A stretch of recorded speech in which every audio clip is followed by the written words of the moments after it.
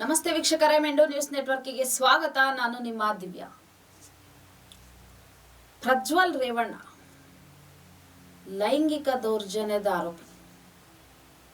ಈ ಒಂದು ಲೈಂಗಿಕ ದೌರ್ಜನ್ಯ ಪ್ರಕರಣವನ್ನ ಸರ್ಕಾರ SIT ತನಿಖೆಗೆ ಒಪ್ಪಿಸಿತ್ತು.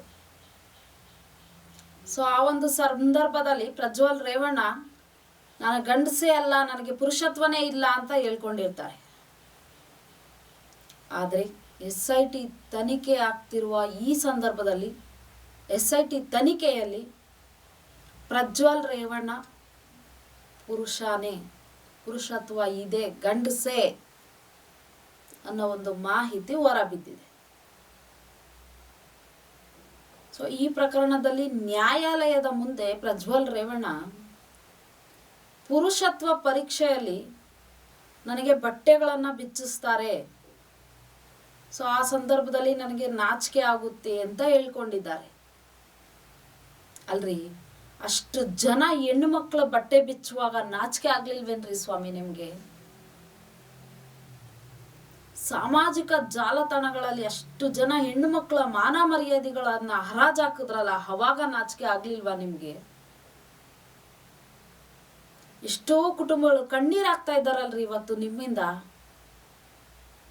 ಅಷ್ಟು ಅಸಹ್ಯವಾಗಿ ವಿಡಿಯೋಗಳನ್ನ ಮಾಡಿಕೊಂಡು ಸಾಮಾಜಿಕ ಜಾಲತಾಣಗಳಲ್ಲಿ ಹರಿಬಿಟ್ರಿ.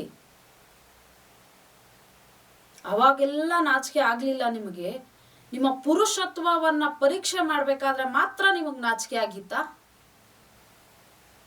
ಒಂದು ಒಳ್ಳೆ ಸ್ಥಾನ, ಒಂದು ಒಳ್ಳೆ ಹುದ್ದೆಯಲ್ಲಿ ಇದ್ದುಕೊಂಡು ಈ ರೀತಿಯಾದಂತಹ ಕಚ್ಚಡ ಕೆಲಸ ಮಾಡ್ಬೇಕಾದ್ರೆ ನಿಮಗ್ ನಾಚಿಕೆ ಆಗಿರ್ಲಿಲ್ಲ. ಒಂದು ಪುರುಷತ್ವ ಪರೀಕ್ಷೆ ಮಾಡ್ಬೇಕಾದ್ರೆ ನಿಮಗ್ ನಾಚಿಕೆ ಆಗಿತ್ತು. ಇನ್ನು HIV ಪರೀಕ್ಷೆ ಬೇರೆ. ಈ 3 ತಿಂಗಳಿಗೊಂದ್ಸರಿ 4 ತಿಂಗಳಿಗೊಂದ್ಸರಿ HIV ಪರೀಕ್ಷೆ ಮಾಡಿಸ್ಕೊಳ್ತಿದ್ರಿ ಅನ್ನೋ ಒಂದು ಮಾಹಿತಿ ಕೂಡ ಬಂದಿದೆ. ಅಲ್ಲ, ನಿಮ್ಮದು ಮಾತ್ರ ಆರೋಗ್ಯ, ಅಷ್ಟು ಜನ ಹೆಣ್ಣು ಮಕ್ಕಳ ಜೀವನ ಹಾಳು ಮಾಡಿದ್ರಲ್ಲ, ಆ ಹೆಣ್ಣು ಮಕ್ಕಳಿಗೆ ಆರೋಗ್ಯದ ಬಗ್ಗೆ ಕಾಳಜಿ ಇರ್ಲಿಲ್ವಾ? ನಿಮಗೆ ನಿಮ್ಮ ಆರೋಗ್ಯದ ಬಗ್ಗೆ ಕಾಳಜಿ ಇದೆ, ಹೆಣ್ಮಕ್ಳ ಆರೋಗ್ಯದ ಬಗ್ಗೆ ಕಾಳಜಿ ಇಲ್ಲ. ಏನಾಗ್ಬೇಕಾ ಹೆಣ್ಣು ಮಕ್ಳು? ಹಾಗಾದ್ರೆ ದುಡ್ಡಿದೆ, ನೀವು ಚೆಕಪ್ ಮಾಡಿಸ್ಕೊಳ್ತೀರಾ, ಪರೀಕ್ಷೆಗಳನ್ನ ಮಾಡಿಸ್ಕೊಳ್ತೀರಾ. ಪಾಪ ಬಡ ಹೆಣ್ಣು ಮಕ್ಳು ಏನ್ರಿ ಮಾಡ್ಬೇಕು? ಯಾರು ಹೆಂಗಾದ್ರೂ ಹಾಳಾಗೋಗ್ಲಿ, ನಿಮ್ಮ ಸೇಫ್ಟಿಗಳನ್ನ ನೀವು ನೋಡ್ಕೊಳ್ಬೇಕು, ನೀವುಗಳು ಚೆನ್ನಾಗಿರ್ಬೇಕು. ಇದೇ ಆಗೋಯ್ತಲ್ರಿ ನಿಮ್ಮ ಅಣ್ಣ ತಮ್ಮಂದ್ರಿಬ್ರೂರ್ದುನು. ಒಬ್ರು ಸಲಿಂಗಕಾಮಿ, ಒಬ್ರು ವಿಕೃತಕ್ರಾಮಿ. ನಾಚಿಕೆ ಆಗಲ್ವಾ ನಿಮ್ಗಳಿಗೆ?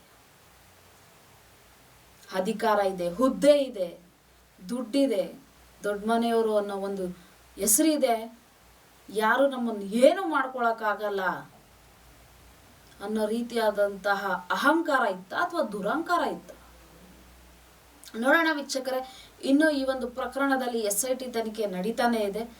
ಈ ಒಂದು ಪ್ರಕರಣವನ್ನ ದುಡ್ಡು ಒಂದು ಅಥವಾ ಅಧಿಕಾರ ಅನ್ನೋ ಒಂದು ವಿಚಾರದಲ್ಲಿ ಪ್ರಕರಣವನ್ನ ಮುಚ್ಚಾಕ್ತಾರ, ಅಥವಾ SIT ತನಿಖೆ ಒಂದು ಸ್ಟ್ರಾಂಗ್ ಆಗಿ ನಡೆದು ಈ ಒಂದು ಆರೋಪಿ ಏನಿದ್ದಾರೆ ಅವರಿಗೆ ಕಠಿಣವಾದ ಶಿಕ್ಷೆ ಆಗುತ್ತಾ, ಅಥವಾ ಈ ಒಂದು ಪ್ರಕರಣದಲ್ಲಿ ಯಾವ ರೀತಿಯಾದಂತಹ ಶಿಕ್ಷೆ ಆಗಬಹುದು ಅಂತ ಕಾದು ನೋಡೋಣ. ಅಲ್ಲಿವರೆಗೂ ನೋಡ್ತಾ ಇರಿ ಮೆಂಡು ನ್ಯೂಸ್ ನೆಟ್ವರ್ಕ್.